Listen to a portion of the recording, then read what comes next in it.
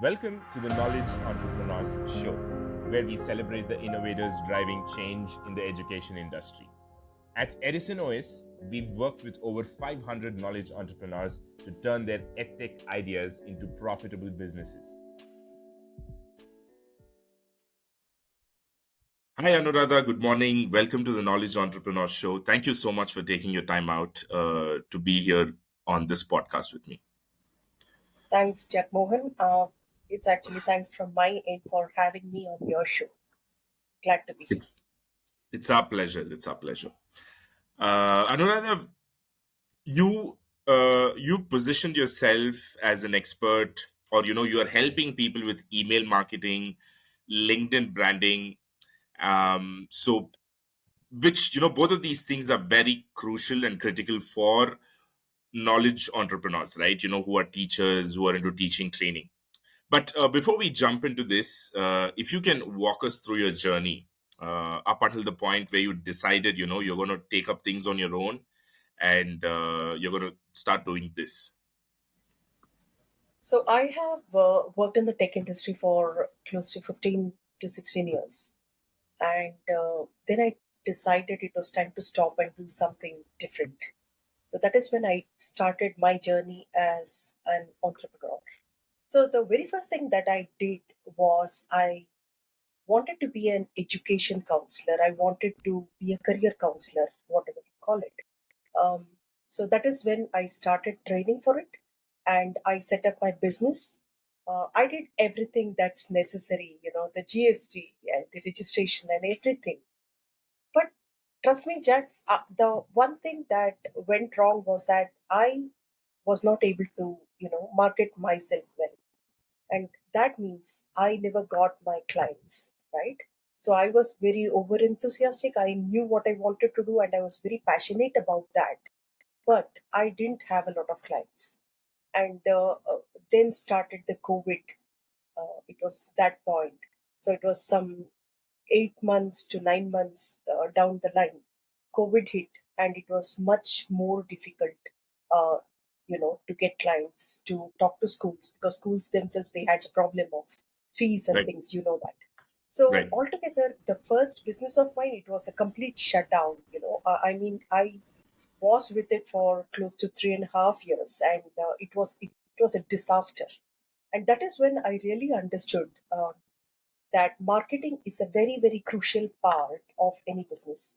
As software engineer, that is one thing I never knew. I would go work, I would go get interviews, I would get this job, I would go work, and by the end of the month, you have your salary, right?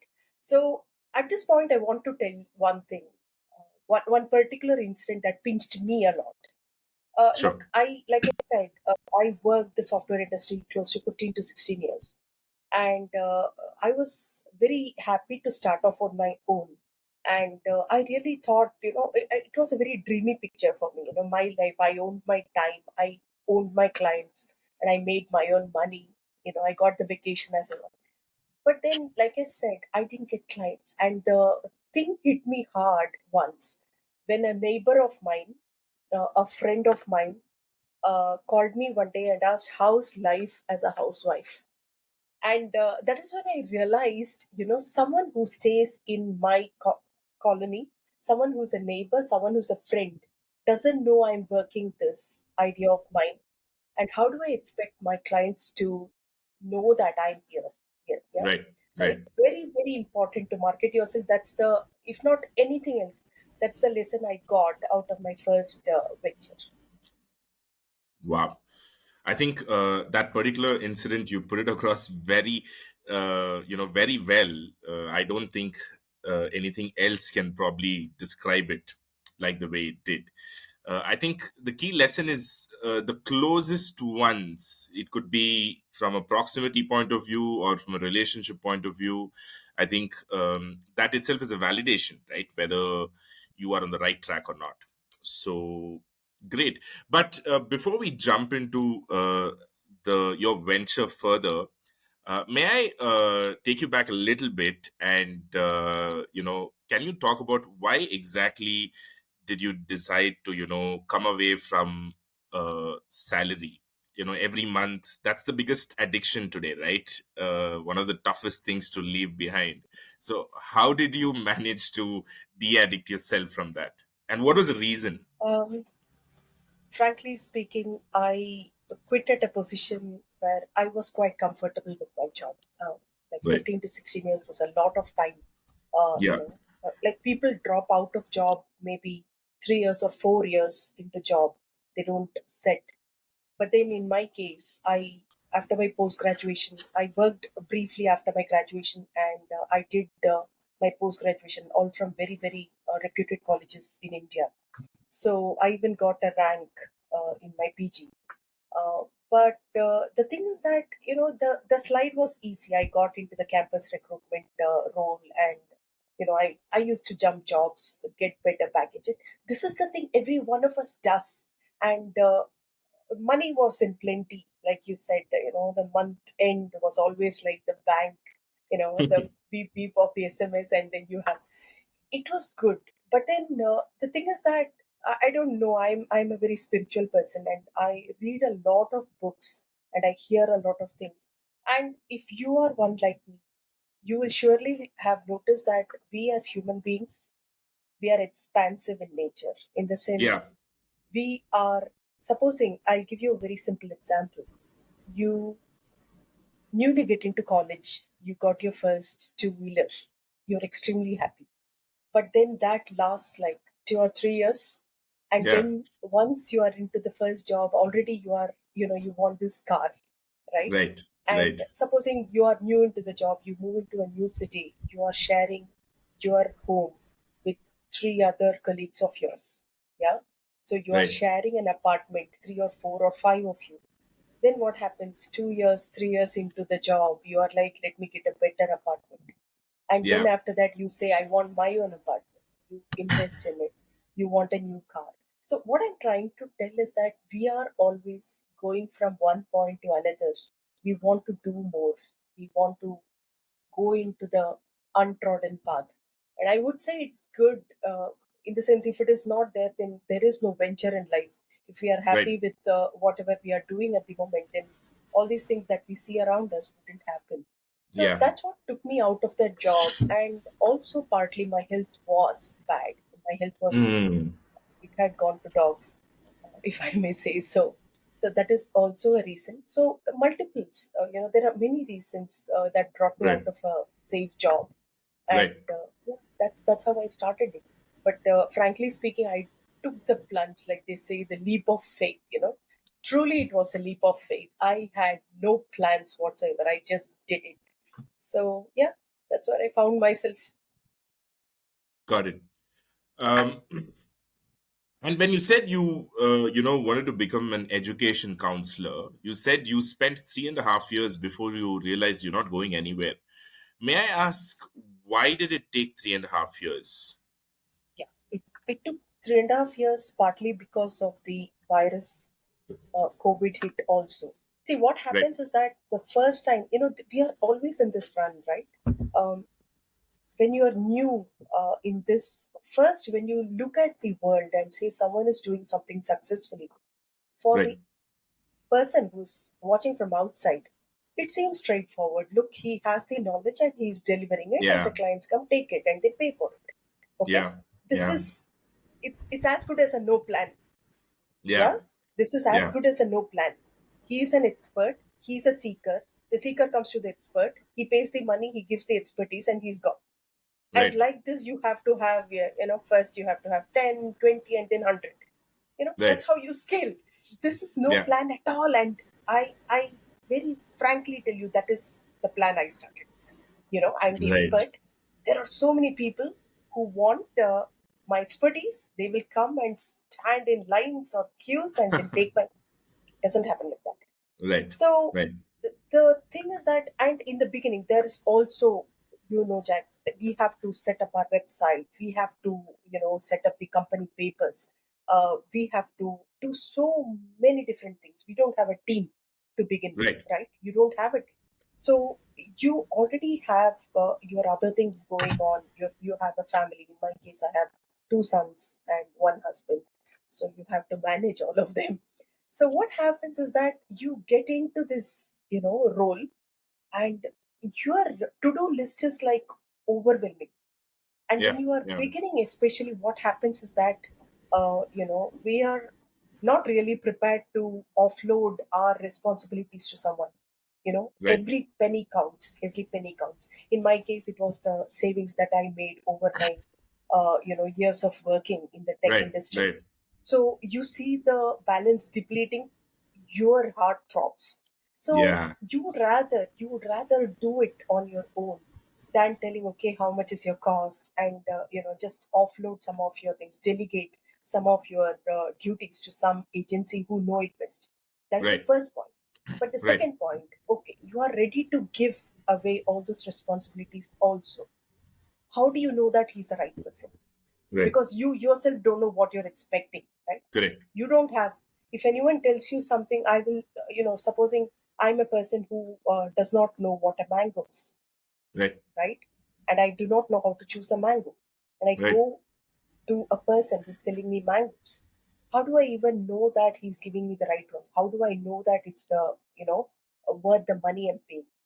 right. There's nothing I can tell you. So it's as good as many people who come into this industry, coaching or counseling industry, come here without an idea of where they are heading. It's as good as you're blindfolded and you are, in the forest. You just don't know whether you're walking in the right direction, which will take you out of the forest, or Hmm. you're actually walking deeper into the forest. That's how it Right, is. So that is one thing. And the second thing is that, so I was the first 9 months to 1 year, I was in this role of, building my website and, getting my certifications, and also, talking to different vendors. In my case, I needed some psychometric tests and things like that. So right, all right, the things were taking time, and I was also talking to some foreign admits agents who could help me because I was not into some markets. So I thought maybe I'll have students who want to go into other markets, like US, they want to study. So wherever I didn't have expertise, so now I had to speak to people and partner with them. So I was right, doing all these things, but I didn't have clients all this time. right, Okay. right, But right. then my mind said, the minute the clients start coming, you know, Hmm. they start asking me services. If I don't have them, what do I do? So there was this analysis paralysis going on, and I was trying to fix things. I was in the firefighting mood. There were many things I did which were unnecessary also, but then that's how you Right, learn. right. And then the first 9 months to 1 year went away in that. And I Got it. told myself I was getting prepared. Then Right, COVID hit. Okay. right, COVID hit, and then it went for a toss. There was no way anyone would be interested in a service like mine, not the schools. I was looking to partner with schools as their counseling partner. So now schools were a shutdown. That's right. it. So 2 years passed like this. So there it is, 3 years already. And then when Yes. the schools opened, okay, the schools opened, then I start realizing that my marketing is really bad. Hmm. Okay, I was not in the market. No one knows me. So this is how altogether, otherwise maybe it would not have been as long as 3.5, 4 years. But Right, the right. COVID was a big thing. I was struggling a lot during that time. Yeah. Got it, Anuradha. So, what happened afterwards? What really? So, why did you choose to shut it off entirely rather than uh, deciding that okay, fine, this is where I'm lacking. Let me take this up and run from here. But you ended up shutting it off and starting a new thing. Can you talk a I little bit not more about that? say I shut it off. I still do it, but then Okay. I'm not scaling it. Right. I'm not completely focused on it, Right. right? It's a thing that still exists. But Okay. the only thing is that now this is the turn of events. Then once I started learning that marketing has a crucial role Hmm. in this, so Hmm. that is when I started writing content, and I became active on LinkedIn. Right. And when I started with LinkedIn, I was one of the first ones to onboard into LinkedIn as a platform in India. I think it was way back in 2007 or 2009. I don't recall. So Right. I remember still getting this mail from LinkedIn saying, "Will you be our first persons on board?" So Right. that is the time I actually created my profile on LinkedIn, and that's it. I never did anything with it. I was like, Right. whatever LinkedIn is. I had, I think, around 150, 200 followers on LinkedIn. Right. Then, when this fiasco happened, like I said, with my first agency, I was not able to market. So Hmm. then I started with LinkedIn as my platform because I'm not a great person for Insta and things like that. I'm not a Right. Facebooker. I'm not an Instagrammer. So Right. I thought LinkedIn is one place. It suited my kind of people. And I started writing on LinkedIn about career. Right. So that started slowly getting me followers, and people started, getting interested in what I write. Right. Okay. And at the around the same time, LinkedIn Creator Accelerator program happened. Right. So they was me among one of the 100 or 200 creators in India. So Okay. that was also a big boost for my LinkedIn journey. So Right. ever since I started creating content on very, very regular basis, every day, in fact, I would create content, Right. and people started taking note of me as a person. Right. Then what happened?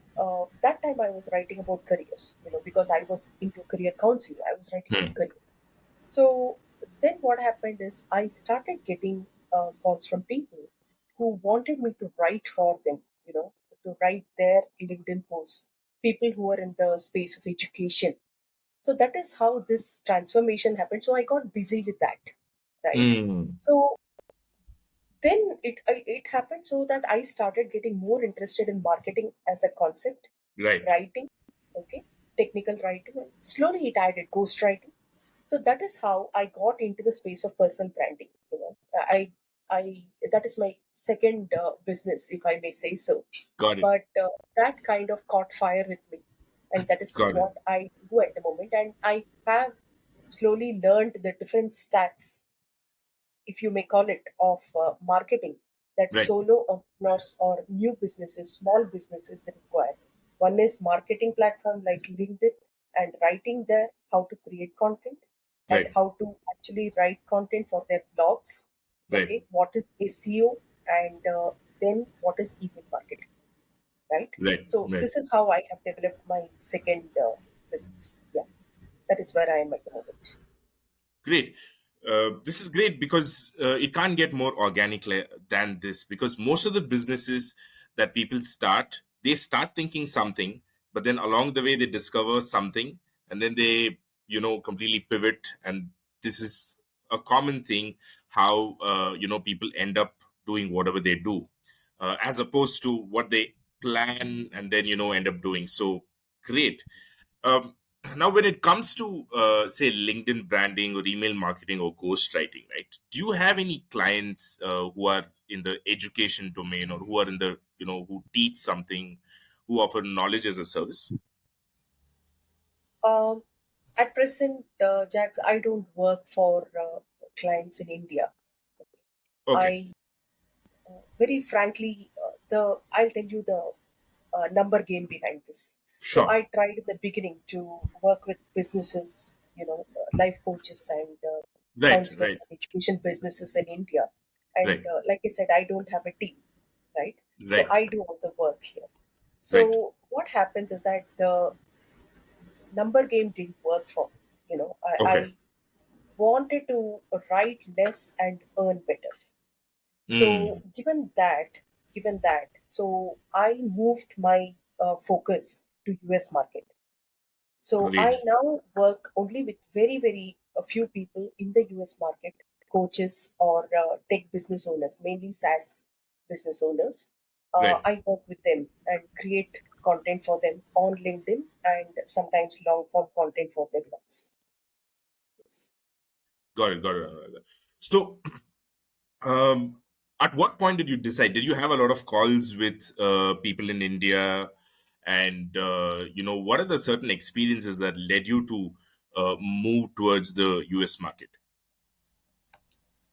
Yes, see, it's part of experimenting, right? I mean, I'm not here to say that people don't work with Indian. In fact, I'm now open to people in India working with businesses in India.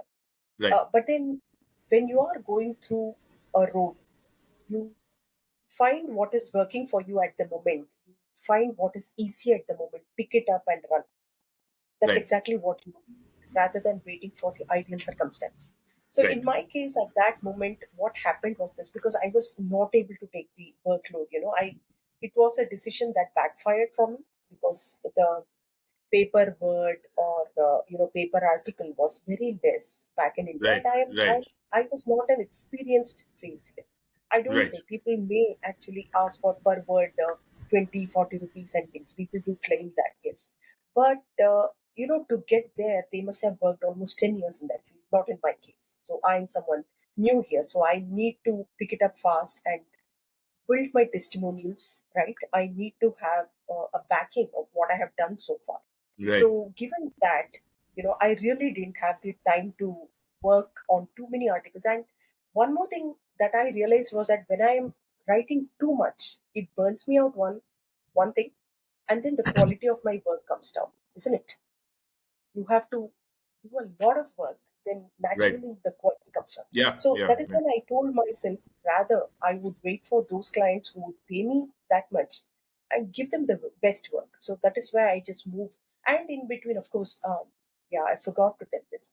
I did work with an Australian agency and created content for them and their Hmm. clients. And I really understood that. I really got to know what they were charging for ghostwriting services, and I was baffled by the amount of money those guys pay them. And trust Right. me, Jagmohan, I now charge only around 35% or 40% of what Could they you please share charge. those numbers? Like, what is it in India like? What is the actual thing? Okay, I would. They charge close to around $3,300 per month for ghostwriting. Oh yeah, Wow. Okay. and Okay. that would be What are that the would be what. deliverables for $3,300? Deliverables. Yeah, you had some 3 posts per week, 12 in a month, if In a I month? Okay. say in a month. And some of them did provide email marketing services, right? Right. So email marketing services, as in, they would send out emails in a week or once in a week. Hmm. This was 3,550 USD. Wow. Yeah. So even if I do take $1,000, 35%. $1,500, I can happily do with 5 clients in a month. You Yeah. get it? So Yeah. Yeah. that's a number game I was looking at. I was not interested. And Indians, I tell you, I have spoken to a lot of people. Okay, Okay. lot of people of startups in India. You charge them for LinkedIn ghostwriting plus same thing. I will also make it for Facebook. Okay. You know, you want to hear what they ask for. I Some won't be of them even surprised, but yeah. some of them even ask you to pay for to work for close to around 5,000 rupees. That is also a quote I got. What is the Wow. big deal? Okay? And there are some people who also went on to tell me, I'll share my Google Drive folder with my Mm-hmm. pictures. Okay, Mm-hmm. what you need to do is just pick some picture of mine and pick some leadership lessons that is trending, and then mix both of them and post it in words that don't seem like yours but seem like mine. So this is the ghostwriting service people understand India, and this they want you to do for like 5,000 rupees also per month. So this is what at times, I felt demotivated, and people canceling their appointments and Right. not showing up, many Right. things like this. So finally I thought, instead of getting demotivated, because the one of the first thing that drains solo entrepreneurs is the demotivation that hits you hard when Right. one after the other things don't work. So that is when I told myself, before it is going to hit ground zero, I find something that works. So I started finding clients abroad, especially not anywhere else but the US. Yeah. This is great. Can you share your story of getting your first client from the US? So it was not easy. It was really not easy. Um, Not easy. So thank God. I heard it. Oh, it was not easy. I was like, oh no, I don't want oh easy no, stories. oh no, I don't even want to tell you that. I mean, if anyone is hearing it here, I just want to tell you it's simply not easy. So the hit ratio is like what? It's like, at least for me, it has Right. been like point 2% to, point 0.5%. That is how it is. 0.5%. That's Yeah. 1 in 200. Yes. Yes, that's right. Wow. So Okay. that was the time when I started. I wanted to build my list of prospects and things. Right. So Right. I went on to use Sales Navigator, Mm-hmm. right? So Mm-hmm. Sales Navigator, I would actually make these lists of people who are kind of, they fit my client profile, ideal client profile, Right. and I would start cold mailing them and asking if they require my services. So that Okay. is the thing I did, and Okay. that is how I got my first. In the beginning, I got one client, and then he introduced me to someone else. So yeah, that's how I got. How long did it take? And can you please share a little bit more about, Yeah. how did you go about arriving at your ICP and all that? Okay. So I kind of took, I think, around 3 months of incessant cold mailing these guys, and sometimes following up. And one more thing, Jagmohan, is that people who come from the tech industry or from a job per se, we Right. all, one of the first things that I had to struggle a Hmm. lot to, Hmm. get in the game is asking people, right? Is asking people whether they need my services. That thing in my head that said that, it was not cheesy to sell. Right. Right. Right. Right. Yeah. It That's breaking a limitation. Yes. So, and that would keep me away from talking to people and asking, "Do you want my services?" Somewhere I would be embarrassed. Then I told myself, "Look, this is nothing to be embarrassed of. Okay, Right. you have something that's going to help someone else, and you are Right. actually being of help to someone else, and they are only going to part with money, and they are going to save time because of you, and they are going to get more clients and more visibility because of you." That's Right. something people take for given, but people like me understand that your business may die if you do not have the visibility. In fact, Right. with my services, what I was giving them is the much needed lifeline of their business. I'm trying to bring their voice to so many people, and by getting in front of them every day, you know that will be the first name that comes to their mind when you talk about those services. So that Right. is what I was helping them do. So I had to convince myself months before I could get it into my psyche that I it's okay to do this. And then Right. I also started following up. Like they say, it's in the follow-ups mainly, right? It's not in the first time hit and you Right. get it right. So I started telling myself, I used to maintain this Excel sheet now, telling myself, okay, this person has told no once. No means not no altogether. So we will talk to him after giving him a while. So I would go back to him and talk to him and tell, do you need at present in a different way, right? So Mm. this is something I started doing. It takes time. Yeah, it takes time. Like I told, the first client itself took me around 90 days. And that too, every day I would send out like what, 200 to 300 invites. Yeah. Every So, day yeah, you do this for 90 yes. days. Wow, that Yes. means Every day, okay. 2,700. Okay, 5 days in a week, if I may No, no, say yeah, yeah, so. that's Yeah, still fine. But that is what, that's right. like, 5,000 per week. Yes, yes, So 1,000 per week into 12 weeks. That's yes, 12,000 invites yes, on LinkedIn. yes. This is Not just on LinkedIn, I had different ways to do it. emails. I Right, had a right, sales right. navigator, right? Got I it, had a got sales it. navigator. And I had I used to use other tools. I just don't remember at the moment. Sure. So I used to send it. On an Right. average, I would send in a day around 100, but I have also done it to the extent of 200 No, on my no. better days or Yeah, more yeah, yeah, yeah. frustrated days. Of course, it's So, not exact. Yeah. But yes, roughly an idea is there. Got it, got it. yes, that's right.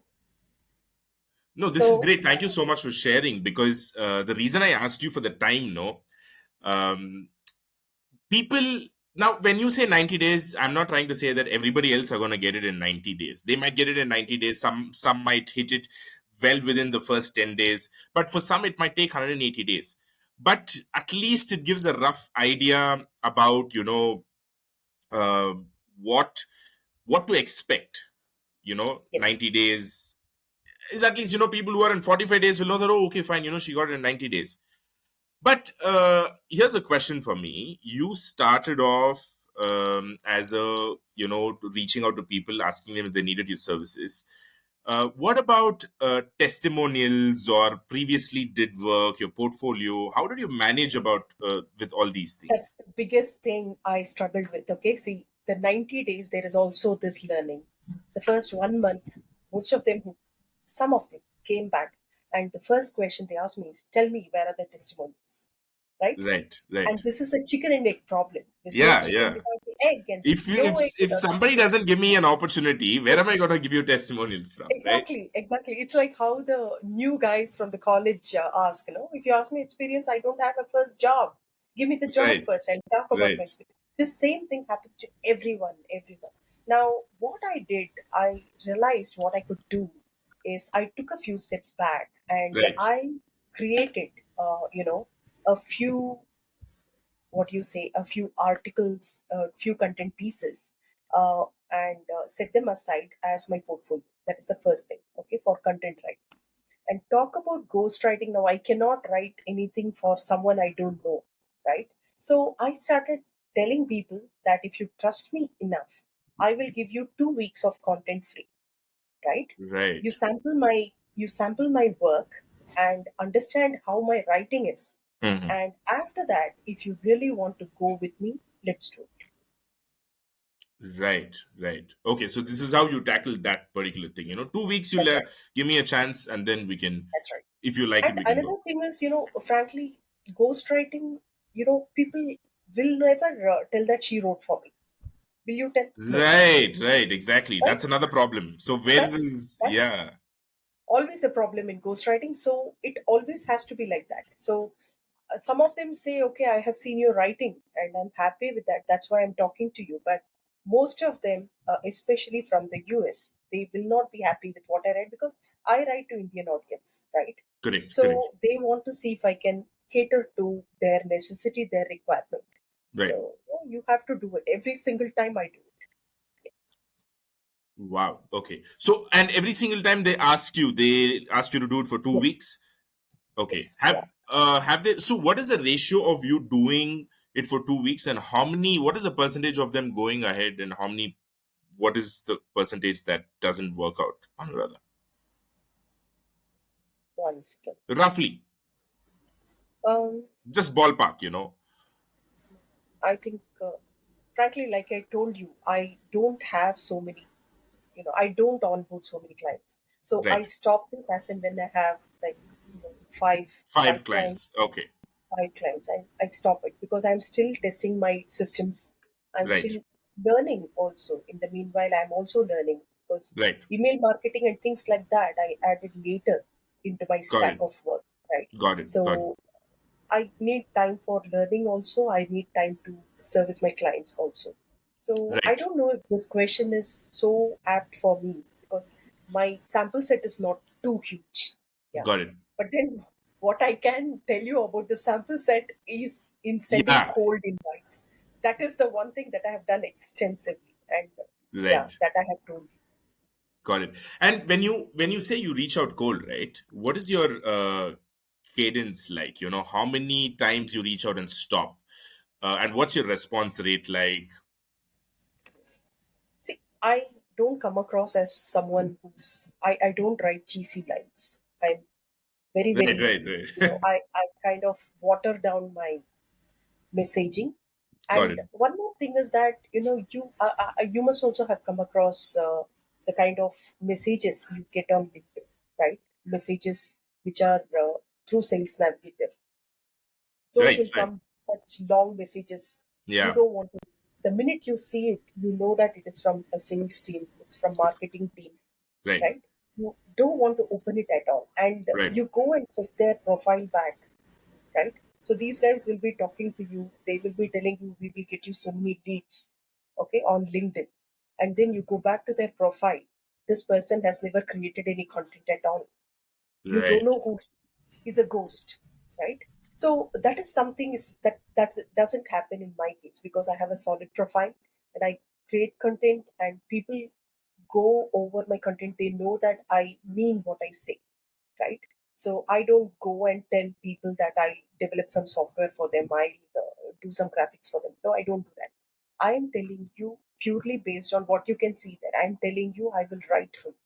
Look at my English, look at my language, look at my copywriting, right? And if you want to even check my background, you go there, my profile is full of it. So I believe that that is one of the first things. I think I went away from the topic, Jax. Can you remind No, me no, what you asked?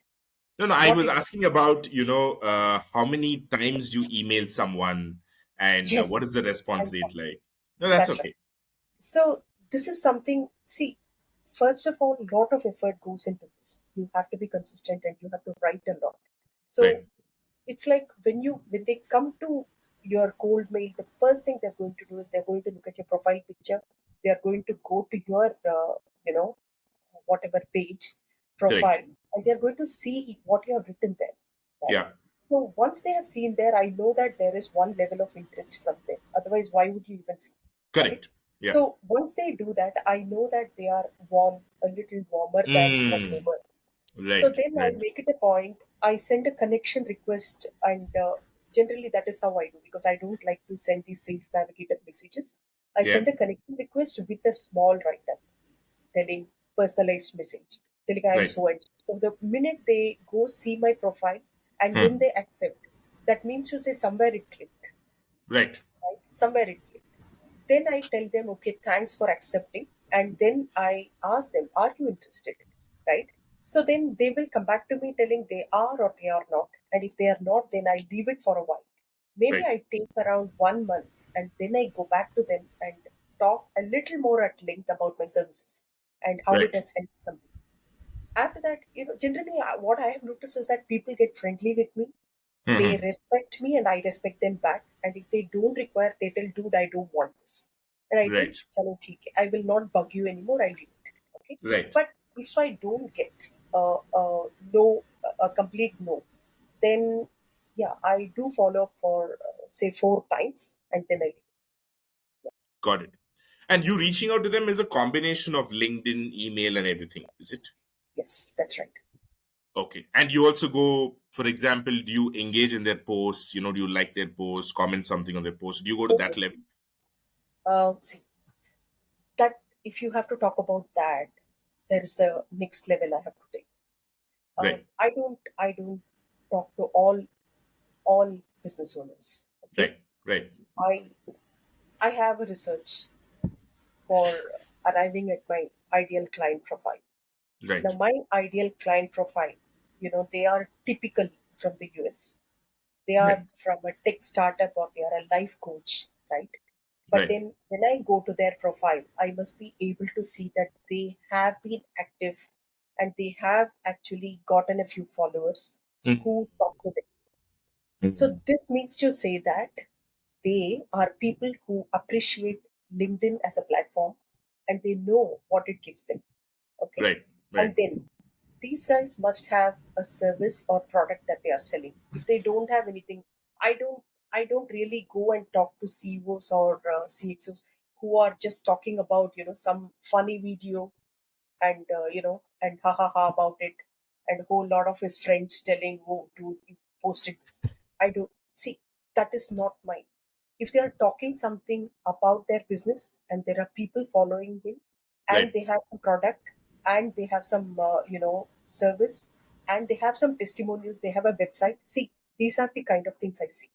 If right, all of these are tick tick tick tick, then I know for sure that these people, maybe. And one other thing is, there are some people who they follow, and if you see the follower list, you kind of get to know they are struggling to do what they are doing, isn't mm, it? Right? Supposing you as a person, you're trying to follow someone who's doing great things in YouTube, right? So maybe you are trying to do videos like that business owner. right, right, That right away means to say that look, he is there already. He's there. So if I go tap the door and tell, I will do it at 60% off. Will you give me the work? So I do that kind of. Got it. Got it, Anuradha. It is very organic, basically, You are what asking you me a do. lot of secrets. Thank you so much for sharing it so far. Trust me, these are like valuable stuff because these are things that you just don't go type and find it, right? I mean, everything will be generic. Nobody is going to go into such detail in depth. Now, as you talk, right, I am only trying to equate it to, or, draw a parallel towards people who are offering services where they coach. Now, you are helping coaches themselves, but imagine coaches who are trying to sell, right? I mean, there is so much that they can take away from your process of interacting with LinkedIn profiles. Because what you've clearly laid out right now is how not to waste time with a lot of LinkedIn profiles that you maybe your ICPs, right? So if you spend a little bit more time, even if they are active, you're saying what kind of active they are. Well, if they're simply sharing jokes and fun, no, just leave them be. But then, if they're really talking, and one of the things that you spoke about, you can figure out what they're looking for by who they follow. So that is another very insightful thing. Anuradha, when it comes to ghostwriting, right? So, you said you were initially writing on LinkedIn when you were an education counselor and you were looking to market there. And then, you got some inquiries about, can you write for others? But then you also decided to move towards US. Now, from your experience, what seems to be a major difference between writing content for the Indian audience as opposed to the US or people? I think mainly it comes down to the tone and the language.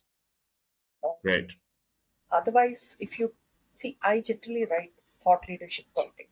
Okay, I right, don't write. See, thought leadership is something where you're going to showcase what you are as a person, as a professional, and people get to see that you are not going to sell anything. The thought leadership content sells by itself, so that people go, and I don't sell anything in my LinkedIn posts. I don't sell anything. right, So people, when they read it, they go back to my profile and see what does she do after all, right? right, So that is how it is supposed to work. So right. supposing you have so many companies, right? Nitin Hmm. Kamath is there, right? Right. Zerodha, Yeah, yeah, right? Talk about, there are other companies you know nothing about their CEOs, but this guy, you tell Zerodha, you tell Nitin Kamath, you tell Nikhil Kamath, they know, oh my god, that guy is there, right? right, They are right. very vocal, and of course Elon Musk, who can say, you know, he's all over the place. So Yeah, there is a different charisma of people who come talk about their expertise and who share views of certain things, what their stab is at certain, things of their pertinence. right. So yeah, that is exactly what I do. Thought leadership, right? Got So it. I don't sell anything for them. I and one more thing is that even if you come to my profile, I'm not someone who has like 30,000, 40,000 people following me. Yeah, yeah. There are, I have only like 4,000 change, 4,700 something. You know, Last I saw it I was don't have. 5,000 plus. Was it? I Yeah, don't know. The last 1 month I have been working on my courses, right, so I'm not active on LinkedIn. So what happens is that we are not good. I don't grab a lot of people. I don't write jokes. I'm not good at writing such things, funny right, things. right, right, And right. I'm not a very young, like you see, youngsters, they will catch fire there, Instagram. You see. So my age is also not such. So here Right, I'm going to teach you what can be done in certain things. I'm going to teach you from the really blood and sweat I have shared for this business of mine. And there are so many people who are quitting their tech jobs, who are quitting their corporate jobs to get into this mode that I started, right, and right, right. it's not Absolutely. not a joke at all. And you may feel completely lost. In my case, at one point, Jagmohan, I was so frustrated. I wanted to go back into the tech industry, right? Right, I right. tried going back, but then I was so far removed from that. People are neither there nor here, right? Yeah, You yeah. can't start off where you left. the industry, tech industry is moving very fast. So Correct. it so happens that you are very confused. You don't know Right. what to do. So Right. you have to have a do or die attitude and go with it. You have Right. to learn, and trust me, with cases like mine, Hmm. if you are going to learn 100 things, Right. 100 things, you are going to do 100 things. Maybe around 10 or 15 of them are actually meaningful. But Right. then those 10 or 15 of them come across in front of you only if you have done 100. 100 things. Otherwise, you will never. Exactly. Yes. Yeah. Yes. So Yes. this is something people have to realize. They have to know that the more you do, the more you run your hands and legs. That is when you are going to learn to swim here. If you Right. stand there and want to work by the book, it is not possible. You got to fail, you got to lose money, you got to lose your time, and then learn it.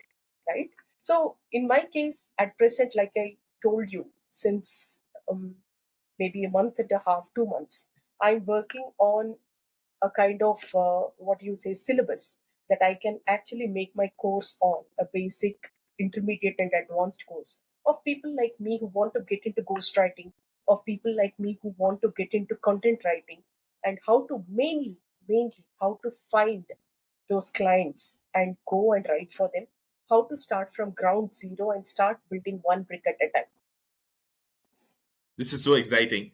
Actually, when we had the call yesterday, we were talking about, you were also talking about, I don't seem to fit in what you're looking for. How am I going to add value and all that? And here we are. You are also creating courses, so you're also a knowledge entrepreneur. I think Yes. in the moment you finish your course, you're going to be a knowledge entrepreneur. But this is even more better because we are talking to you. This is literally you building in public the moment this content goes out, right? You are doing it as you're saying it, or sorry, you're saying it as you're doing it. So Both are true. yeah, both are true. Now the moment you said courses, I've got so many questions flooding to my mind, but I'm not going to let that kind of bury my other questions, because I want to go back a little bit and talk about email marketing. The moment I saw email marketing, I was so happy because I know, as a guy who's been in sales, I know how important email marketing is. But first question: is email marketing dead, or is it still the go-to thing for getting people, getting clients? Email marketing happens to be the latest arsenal in my marketing, you know, uh, Right, the list of things. right, My email marketing is very, very new for myself, what I do. right. And the same is what I give to my clients of late. Why I started with it is that email marketing is very much relevant for people like us, right? So, see, for example, I'll tell you in LinkedIn, you supposing I have a new course come up, okay, or I have to send them to one website or a landing page. If I put a link there, LinkedIn is not going to promote my post as well as it would if it didn't have the link, right? Right, right. So there are other things. I will put it in the first comment. All those things are there. You can Correct, do it, correct, correct. There are but hacks. still, it is a shoddy way of doing it, Right, right? But right. supposing you and I, we hit it off on LinkedIn, we Hmm. like the you like the way I write, and it is something that you want to know yourself, right? Right, right, Supposing you are someone new, or I'll tell you one of the things. Someone new out of college, you have just finished your degree, and right, you're looking to something in the writing, content writing space, right? So, right, what is the first thing you want to start learning how to do it? Your first right, copywriting, whatever is there, it will be really bad, right? But then who is going to teach you? Who do you know is the proper person to learn from? You don't get all these things in your college, right? right, right. Only when you do it every day, that is when you get expertise in all this. And there is always this race between money, time, and learning, and you get frustrated easily among this. So Yeah, then what happens is that you have to go to some expert and learn from, right? right, So right. then what? I realized is that if that is where I want to go, I want to be a course creator. So I have to really take them out of this, take them out of LinkedIn, and have some space where I can own my audience and talk to them, and they should be able to contact me, right? So that is Right. where I realized, email marketing is good. So I started Mm. writing about, like content writing and tips on copywriting, how to build your LinkedIn audience and things like that. Um, Right. Same thing, yeah, same thing I give to my clients also as a service now. It's very much relevant if that's what you want. Yeah, yeah, yeah, yeah. And I was going to ask you, at what point did you realize, because you said you're a person who's hesitant to reach out to people, cold emailing and Yes, stuff like that. Especially for people like that, email marketing, without even kind of checking it out, without even researching, they come to a conclusion based on their experience that, do I like getting emails? When I don't like, how can I send out getting emails? I mean, how can I reach out to others and spam them with my emails? But if you are in the world of business, then all these things are part and email parcel. marketing. Yeah, Yeah. one, because it helps me see mostly what I'm not, like, I'm not one of those websites which tells make you, make you sign up to my letter, otherwise you will not be able to see what you came to see, right? Right. That is the Right. first thing. I'm not forcing you into it. I'm not going to spam you. You are Right. the one who chooses to say, Anuradha, I want to see what you have to say, right? Right. And my Right. newsletters will be only infrequent, in the sense only once in a week. And you are Right. going to only get to hear about content writing, copywriting, and how to improve these skills, which is what you Right. wanted. That's why you are following me. That's what you came searching for. That's why you signed up, right? Yeah. And Yeah. once you are there, once you are able to read, this is where I start promoting. If at all I have other offerings, there are some free offers I have, there are some other resources I want to give you away. I start writing them in each of my mails. Now I'm Right. cold selling them. I'm not pushing you to buy. If you're interested to level up your skill, Right. come Right. to use one of my resources. That's what I'm doing. So that's a great place to be. I'm not going to oppress you to buy anything from me. I'm just telling these are there. You want, you can Right. buy it. Otherwise, just leave it. Yeah. Got it. Got it. Another great. Another, before I, come to the courses and all, I've just got two more questions about ghostwriting. I'm going to go back to the point where I was asking you about the differences between writing to an Indian audience as opposed to the US audience. You said, it's mostly to do with the tone, their language. And you also said, you write about thought leadership. You're representing somebody, right? You're writing on behalf of somebody. Now, uh, to kind of write such that they also feel aligned with what you write, what's your process? Do you talk to them every week or once a month to understand what has happened in their lives? How much of that goes into the writing, because pop culture is something that's very important, right? You need to talk about current events in the US, maybe compare and stuff like that. Yes. So how does that happen? Do you spend special time to get to know what's happening in the US and stuff? Yes. See, I do spend in a month around, say, 90 minutes or so with my clients. Okay. So we do have a chat on what's happening and what is it that they want to talk about, right? But Right. I Right. also give them a feeler on what may be a good thing to talk about, what is happening Right. in the field. Supposing I'm Right. talking about career coaching or education planning, right? Right. So I Right. do give them an idea about, maybe you can talk about this. And they say, maybe I can talk about this because this is what is happening in the US. So both Right. of us share our understanding. We come up with, and I record my meetings so that I can have, you know like exactly how you and I are talking. We Yeah. Yeah. do have, it's the same thing, Riverside. I use Riverside too. Oh, So, wow. Okay. oh yes, I do Riverside. And we get a, such video chat. Now I also chop them up and sometimes use it in there, you know like, Nice. only their Right. track Right. also can be recorded. So I do use them in their own LinkedIn profiles as shorts, 1 minute Wow. shorts and Okay. things like that. And of course, some of them want, I also help them with YouTube shorts, YouTube channels. Of course, content, once you have a long form content, you chop it up and use it everywhere, scatter it all over the place. So you can, Yeah. yes. Got it. Great. Great stuff. Another thing I want to ask you, right?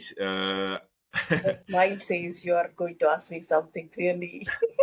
No, no, no. This is the moment you said courses, I had so many thoughts, and I'm trying to tie it back.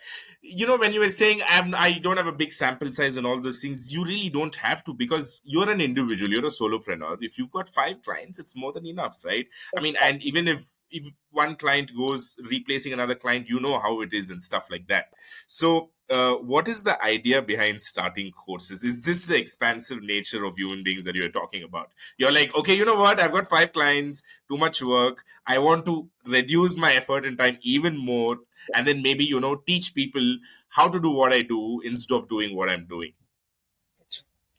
See, writing now, what you're talking is like do it for you service, right? I will Right. write for you. Now that's really time consuming. Yeah. Yeah. Now, supposing you are a person, you are one of my clients, right? Supposing in India, you are a startup owner. Okay, I write for you. Now he says, dude, I'm going to expand my workforce. I'm going to get a content team myself. For Hmm. that, I Hmm. want to Hmm. Hmm. maintain my business page and I want them to maintain my personal branding, right? Right. So now Right. what happens is that these guys will be fresh out of college and their essaying skills will be so-so, right? Right. So now this person, instead of going around searching for people who will train them, right? Hmm. Supposing he has Hmm. 3 people, right? Right. So he Right. would rather have someone, me, who has written for him, and he's got quite a comfort level and he knows my expertise is good. So he would rather have me tell them how to do it, isn't it? That Wow. is the first Okay. step. Right. And the Right. second one is that if I have recorded courses, that means to say it's a one time job and it is sitting there and they are able to get the broad picture of it. And then they Right. may have doubts. They may have Right. doubts which can be solved in maybe you have a weekly class or in person class once, a direct contact. Yeah, you finish it.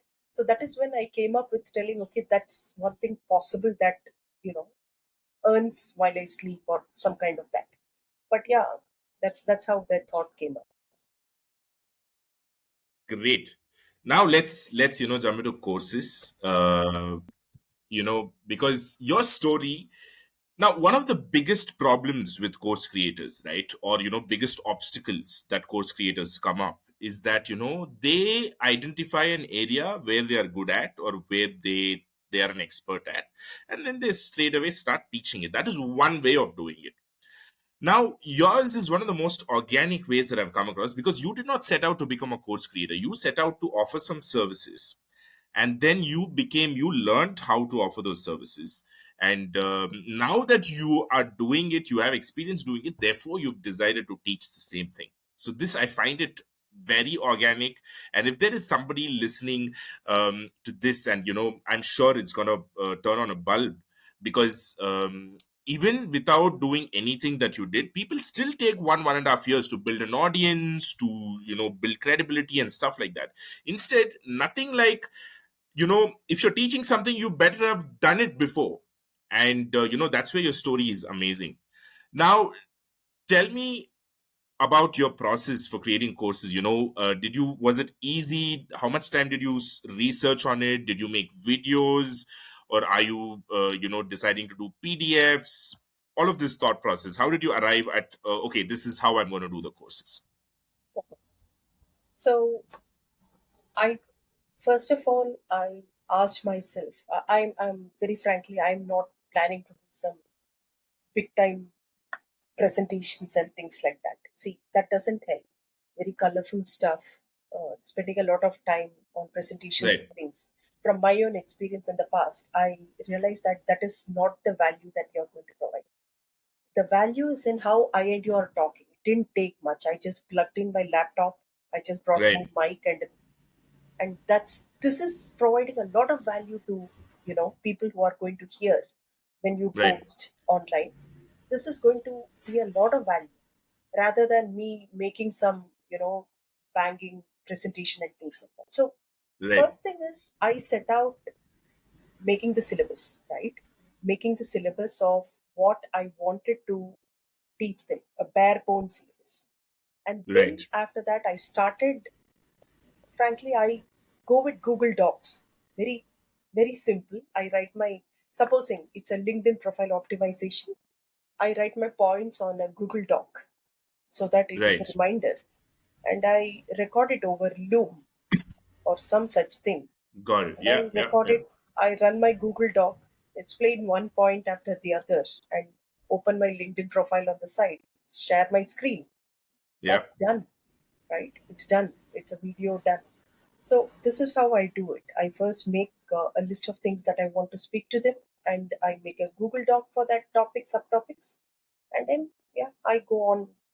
But I have not yet published my course, but this is exactly what I'm doing.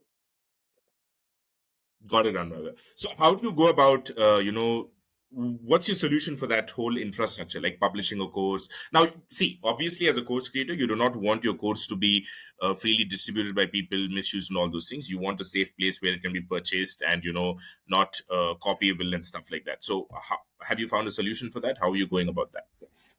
Yeah. So I'm using a tool which I bought long back, and it was sitting there. Okay, I use Graphy. right. I use yeah, I use Graphy, and I have researched other things. I have an account in Gumroad. I have in Teachable, Thinkific. Teachable. Right, right. So, but yeah, Graphy. Finally, I did buy Graphy. That was a long time ago, and Okay, that is where I'm hosting my courses. got it. So, you still haven't published, so you're yet to get your first student. In fact, I had published earlier, but now I have removed those courses. I had courses on finding jobs, interviewing Okay. skills, and Right, resume right, right, formatting, those kinds of right, things. right. But Got it, one role you understand that you can do something better. So I pulled all the courses out. I'm got remaking it, all those new now. got it, Anuradha. So, what are your learnings, from that experience? You said you already had your courses, you're pulling it out, and then you're putting it back something else. Apart from the content itself, the subject matter expert, sorry, the expertise itself. What are the other lessons that you've learned and you're incorporating this time? By lessons, I really don't know what you mean. What I meant was, say for example, you said you're not going to spend a lot of time beautifying things, making good Yes. presentations and stuff like that. So, are these things that you did for your previous courses, and you Oh, thought, like, yes. what? Yeah, yeah, those are the kind of things Yes. from your past experiences. What you're like, okay, I'm not going to do these things. This is what is important. From that point of view, I'm asking. So yeah, I spent a whole lot of time doing rubbish, making these presentations and things like that, and that Right. would take a hell lot of time. And then you again re-record, and unfortunately, when you run behind perfection, um, Hmm. you want it or not, you will find some mistake always, and again you will go back, you'll erase that, again you'll record, and my recording formats and all were different earlier. I used what's that called, a Screen screencast. recording. Oh yeah, yeah. Yeah. Camcast, Yeah, camcorder, um, Castomatic or something. screen flow is what I used. Okay. Okay. So I don't know. I was not really happy with the kind of The output. recording I did. So Right. I thought it was not providing as much value as I expected it to. So I'm pulling out everything, and now I'm Right. going with this really bare bone approach. There. I'm going to record everything else once again. Got it, Anuradha.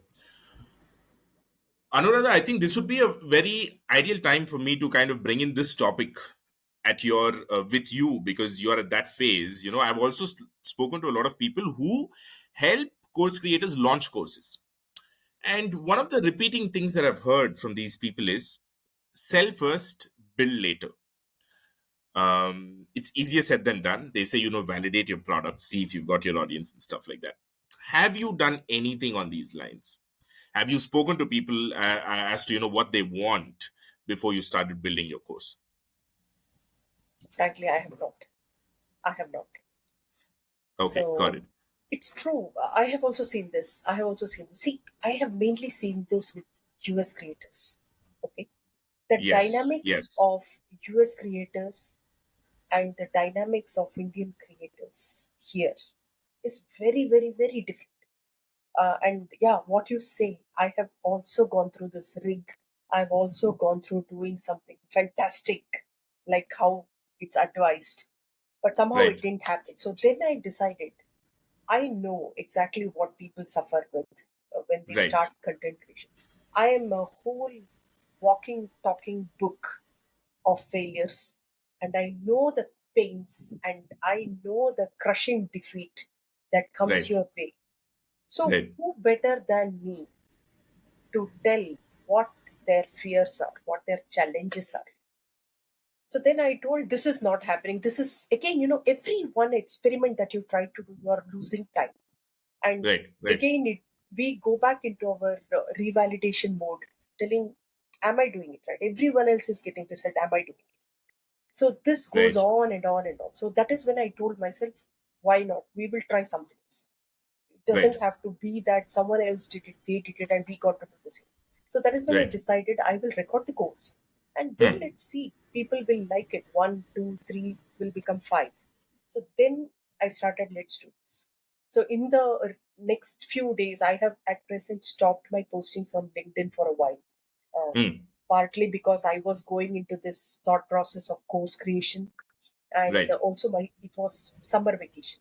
My sons Right. were at home, so it was Right. not a possibility at all to do a lot of things, and I had my Right. clients work. So, but now coming back to LinkedIn, it is June, so I tell myself now I'll start launching LinkedIn lives to take up one topic and address people's queries, and I'm thinking of doing it a weekly event starting from one of these weeks. Got it. LinkedIn So Lives is that a feature that where is you can go. that is one of Sorry. the Sorry. ways I'm planning to get feedback on what people ask. So maybe that will share a lot of insight for me at what more can go into the course. You know, when people attend and ask questions. So that is Right. Right. something. This is my next thing I'm looking forward to doing in June end or maybe July. Planning to do this. This is awesome. You know, what you're doing is not very different from what we just discussed, sell first and build later, because you've built something, but then you haven't stopped it yet. And it's a good starting point for you to interact, do LinkedIn lives and get more information. And you know what? It's very Jagmohan, interesting. Yeah, yeah. Jagmohan, 1 minute, 1 minute. I'll just come. No problem. You have No to cut problem. this.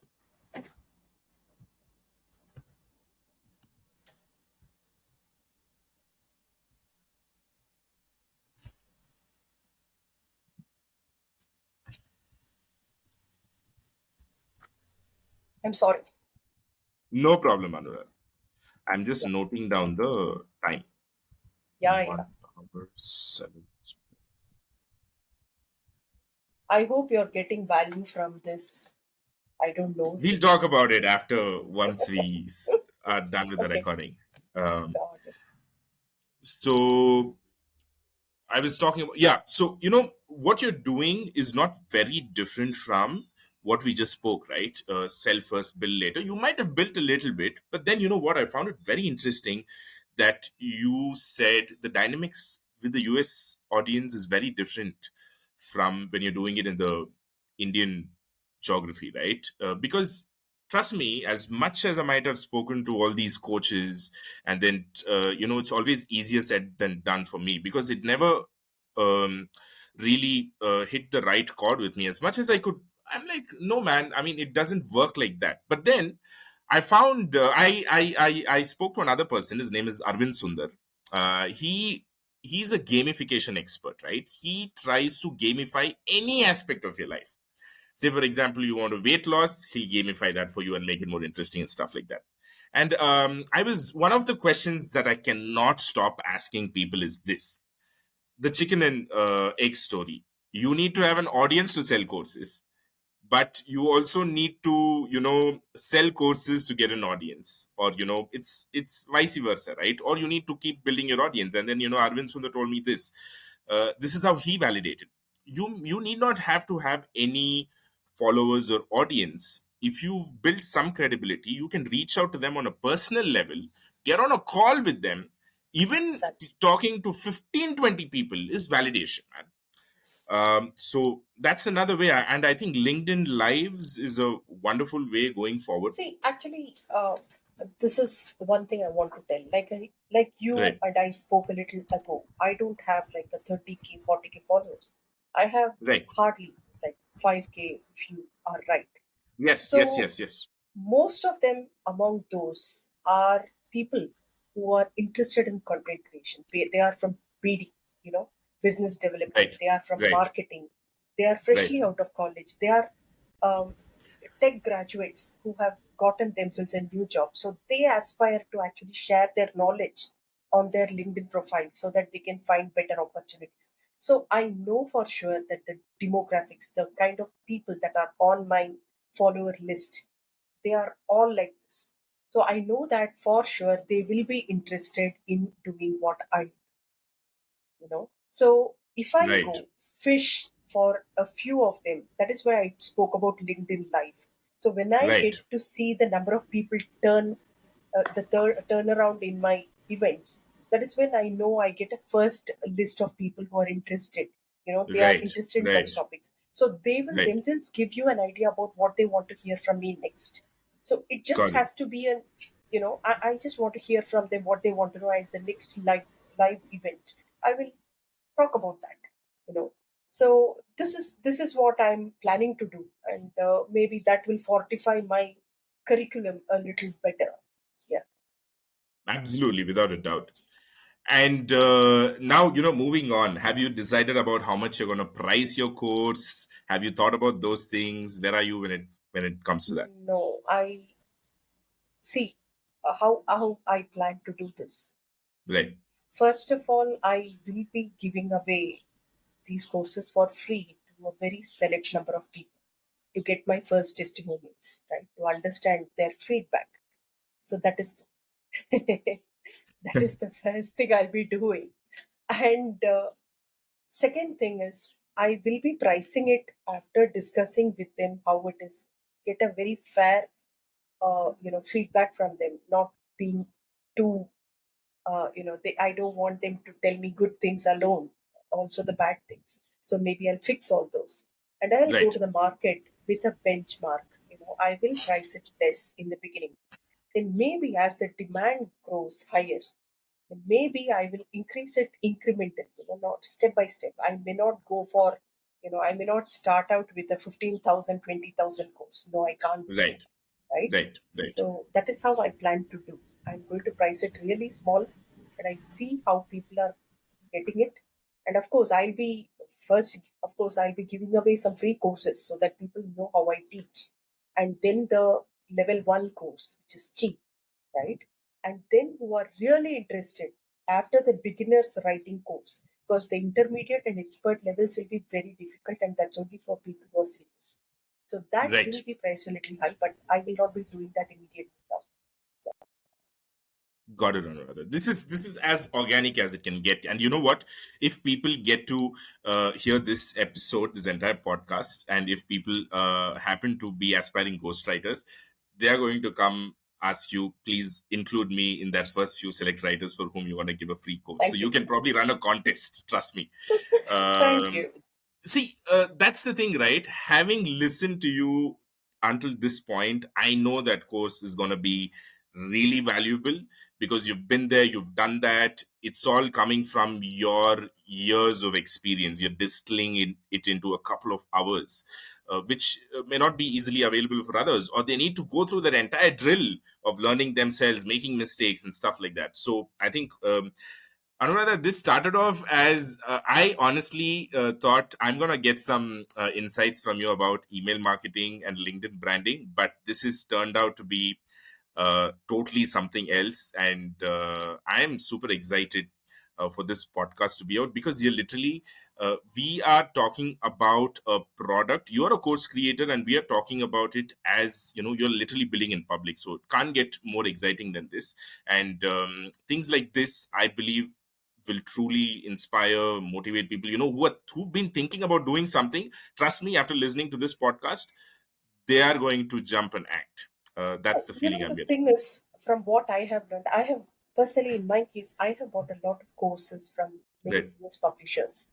right, That is how I learned the skill myself.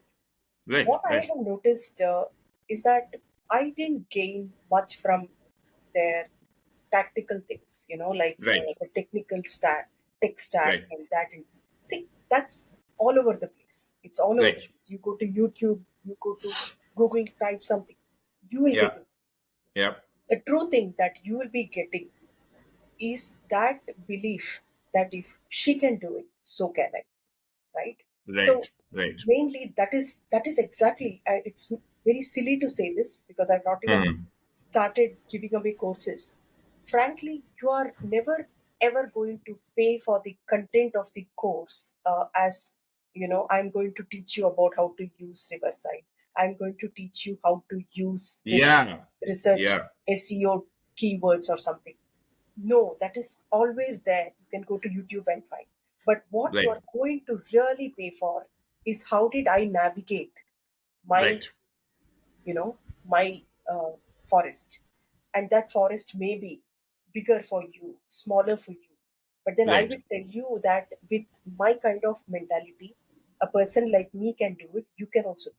So that is exactly the kind of combination that you get out of courses. Some click and some don't. That is the reason I'm telling you. You don't get to, no one goes to learn a technical stuff from someone. It's about the person and how truly they come across in their struggle. Got it. Got it, Anuradha. It's been an amazing podcast. It was an amazing last 90 odd minutes. I'm super excited because one of the things that I have strived to get out from podcasts that I've done is to capture as much information as possible about doing things, right? It's not about methods or black and white way of saying do this, do this, do this, but the way you've kind of described your journey, it is so much more relatable. And it's been more than anything, it's been real. You have not kind of sugar coated anything. You've been as honest as you can, and I cannot wait, with your permission, maybe check in with you after 90 days to just see, hey, you know what, 90 days before we spoke, this is what you're doing, where are you now, please share your story. And that could be a recurring series, especially with a creator like you, because you've just started, and nothing like capturing your journey, right? So thank you so much for taking your time out. Thank you for your generosity, for sharing so much information and your valuable experience, brother. I have no doubt this is going to be one valuable, you know, podcast for people to listen to.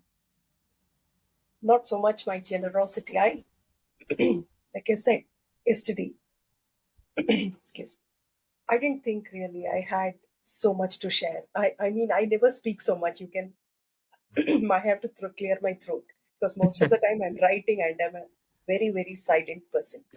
Like I said, even the other day, I think I and you have spoken some three, four times over messages. Oh, And yesterday, and for the first time we spoke, I kept yeah, on telling you, look, I'm not the right person. I don't have. Um, right. I'm surprised that you could bring out so much from me, and I am surprised that so many stories are there inside me. And Yeah, it is now that we have spoken all this, when I look back, it really makes me so happy. I have traveled this journey.